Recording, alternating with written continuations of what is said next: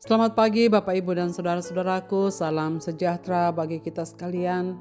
Apa kabar pagi ini? Harapan dan doa saya kita semua sudah bangun dengan sehat, selalu bersemangat dalam anugerah Tuhan kita Yesus Kristus.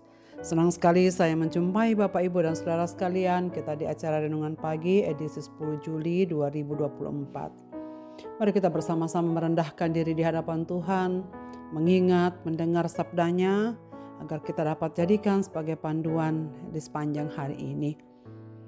Pagi ini mari kita mendengar firman Tuhan dari Markus pasal 6 ayat 6-7 demikian. Lalu Yesus berjalan keliling dari desa ke desa sambil mengajar. Ia memanggil ke-12 murid itu dan mengutus mereka berdua-dua. Ia memberi mereka kuasa atas roh-roh jahat. Bersama kita kuat. Saudara-saudara, jika akan bepergian, apa yang paling pertama kita persiapkan untuk dibawa? Bekal bukan? Apakah makanan atau uang untuk membeli makanan ketika lapar? Orang yang merencanakan perjalanan sekarang, hal yang sangat wajar jika mempersiapkan bekal selama dalam perjalanan hingga kembali ke rumah. Berbeda dengan murid-murid Yesus yang diutus melayani dari desa ke desa, kota ke kota. Mereka adalah orang-orang yang dipanggil secara khusus oleh Kristus setelah ia keluar dari Nazaret, kota kelahirannya. Penolakan orang banyak untuk mempercayai Yesus di kampungnya sendiri membuat dia mengalihkan perhatian dari orang banyak, dan ia pergi dari desa ke desa untuk memanggil orang-orang yang akan dilatihnya secara khusus. Kemudian mengajar dan melatih murid-muridnya. Dan ini merupakan bagian penting dari pelayanan Yesus karena merupakan persiapan bagi para murid untuk pelayanan di masa-masa yang akan datang ketika ia tidak lagi ada di bumi.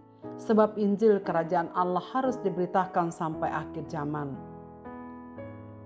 Sebagai bagian dari pelatihan, Yesus mengutus murid-muridnya pergi untuk berdua-dua, sebagaimana yang dikatakan dalam ayat yang ke-7 untuk menyampaikan Injil Yesus Kristus. Saudara sekalian, pernahkah terpikir mengapa harus diutus berdua-dua? Mengapa enggak bersama-sama saja sekalian? Kali ini Yesus menghendaki para muridnya untuk pergi berdua-dua. Saudara, bukan hanya supaya jangan kesepian dalam perjalanan, tetapi ada maksud penting yang ingin Yesus ajarkan kepada para muridnya dalam prinsip pergi berdua-dua. Mereka dapat bersekutu, sebab bersama orang lain kita bisa saling menguatkan, meneguhkan. Sejak dari mulanya Tuhan Allah telah bersabda tidak baik manusia seorang diri. Ini bukan hanya berbicara dalam konteks pernikahan, tetapi juga dalam konteks sosial umat manusia. Bahwa kita butuh orang lain, dan tak ada seorang pun yang dapat hidup sendiri tanpa kehadiran orang lain dalam hal apapun. Kita bukan siapa-siapa, dan kita bukan apa-apa tanpa kehadiran orang lain. Di sini pentingnya persekutuan. Tuhan Yesus menyediakan berkat khusus untuk pertumbuhan rohani kita melalui persekutuan. Karena itu di dalam bagian yang lain ia mengatakan, di mana 2 atau 3 orang berkumpul dalam namaku, aku akan hadir di situ. Dalam persekutuan Tuhan akan hadir. Karena itulah persekutuan dan kehadiran orang lain sangat berarti bagi kita. Dengan bersama kita akan kuat. Itulah sebabnya pepatah bahasa Indonesia juga mengatakan, berat sama dipikul, ringan sama dijinjing. Artinya berhubungan dengan kebiasaan gotong royong masyarakat Indonesia.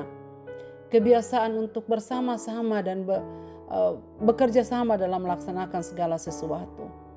Peribahasa ini menggambarkan keuntungan dari kerjasama dalam melakukan tugas-tugas tertentu. Peribahasa sendiri merupakan ungkapan nasihat ataupun sindiran yang menggunakan kiasan dalam penyampaiannya. Saudara sekalian, kisah ini juga mengingatkan kita akan pentingnya kerjasama dalam melayani Tuhan. Tidak ada keberhasilan tanpa orang lain. Pelayanan hanya bisa berjalan jikalau bersama-sama dilaksanakan. 2 orang tentu bisa bekerja lebih baik daripada seorang diri. Dengan kerjasama apa yang berat menjadi ringan. Mereka dapat saling menguatkan. Yang lemah dikuatkan. Yang seorang lemah yang lain dapat menguatkan. Yang seorang bisa bernyanyi misalnya ataupun bersiul-siul. Mereka akan bisa berjalan dengan baik dengan sukacita.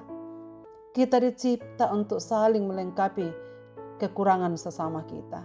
Jadi jangan pernah berpikir ada satu orang yang bisa mengerjakan semuanya, atau ada satu orang yang sempurna dalam segala perkara. Kita tidak akan pernah sempurna, penuh kekurangan. Tapi puji Tuhan, ada orang lain yang Tuhan sediakan untuk menyempurnakan segala kekurangan kita. Tuhan juga akan melengkapi kekuatan-kekuatan khusus kepada setiap orang, supaya berguna untuk melengkapi yang lain. Maka jika ada yang menasihati, ada yang mengkritik, ada yang memberi masukan, puji Tuhan, ada yang menjadi sahabat kita untuk tumbuh di dalam kehidupan ini. Karena itu saudara-saudaraku, berbahagialah kita yang memiliki persekutuan. Berbahagialah kita yang bisa menikmati apa arti kebersamaan. Beda dengan mereka yang menjauhkan diri dari persekutuan. Mereka tidak akan bertumbuh apa-apa. Bahkan berkat khusus yang Tuhan sediakan di dalam persekutuan pasti tidak akan mereka terima. Karena itu saudara sekalian, marilah kita terus memupuk kerjasama dan bersekutu dengan sesama kita, agar kita bersama-sama tumbuh satu dengan yang lain, saling menumbuhkan sebagai saudara seiman.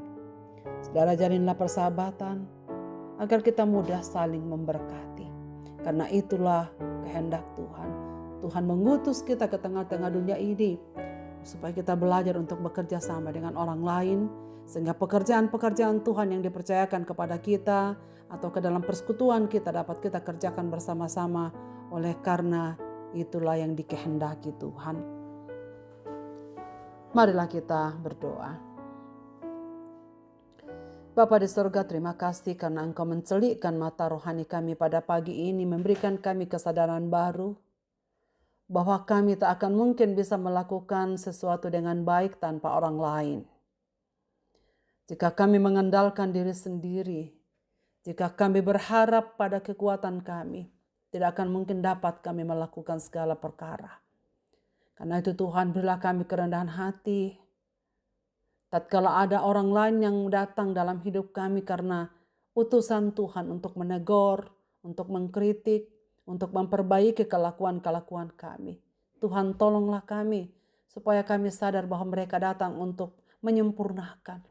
Karena nasihat, kritik, masukan adalah cara yang Tuhan berikan untuk kami bisa tumbuh di dalam hidup ini. Kami mohon supaya Tuhan memberikan kami kerjasama yang baik di dalam segala hal, mulai dari konteks keluarga kami masing-masing, dalam persekutuan kami, dalam pekerjaan kami, agar segala sesuatu yang Tuhan percayakan kami dapat kerjakan di dalam kekuatan karena kebersamaan. Terima kasih ya Tuhan, biarlah juga kekurangan-kekurangan kami dapat ditutupi oleh orang lain, dan kemudian kelebihan-kelebihan kami juga dapat kami fungsikan untuk menguatkan, meneguhkan saudara-saudara kami yang sedang lemah. Ya Tuhan, tolonglah kami supaya apa yang Tuhan kehendaki kami dapat lakukan dengan baik. Ke dalam tangan kasih-Mu Bapa, kami serahkan seluruh kehidupan kami sepanjang hari ini dalam beraktivitas. Bagi saudara-saudara kami yang sedang berduka karena kehilangan orang-orang yang mereka kasihi, Tuhan panggil dari tengah-tengah keluarga mereka. Hiburkanlah mereka ya Tuhan. Mereka yang sedang bergumul dengan pekerjaan dan masalah ekonomi dalam keluarga mereka masing-masing. Tuhan, ulurkan tangan kasih-Mu. Bukalah jalan supaya pada waktunya mereka dapat memiliki pekerjaan. Kami doakan buat saudara-saudara kami yang sedang buntu dalam kehidupan mereka. Apapun persoalan yang mereka hadapi. Ya Tuhan, kuatkan dan teguhkanlah mereka bahwa Engkau adalah Allah yang dapat kami sandari, yang mengerti segala pergumulan hidup kami. Kami mendoakan seluruh anggota keluarga kami dimanapun mereka beraktivitas di hari ini. Anak-anak kami dalam pendidikan atau dalam pekerjaan mereka atau apapun yang mereka kerjakan. Biarlah Tuhan sendiri akan turut campur tangan dan menjagai, melindungi mereka supaya seluruh aktivitas umat-umat-Mu sepanjang hari ini dapat berjalan dengan baik. Dalam tangan kasih-Mu Bapa kami serahkan hidup ini. Amin. Selamat beraktivitas Bapak, Ibu, dan saudara-saudaraku. Tuhan Yesus memberkati kita sekalian.